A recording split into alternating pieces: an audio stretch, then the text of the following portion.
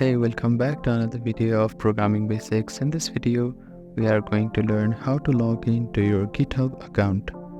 First of all, open up your preferred web browser.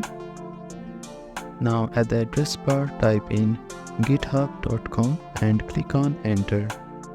Now at the top right corner of your screen, you can see a sign in link. Click on it. Then type in your username here and a password on this field here.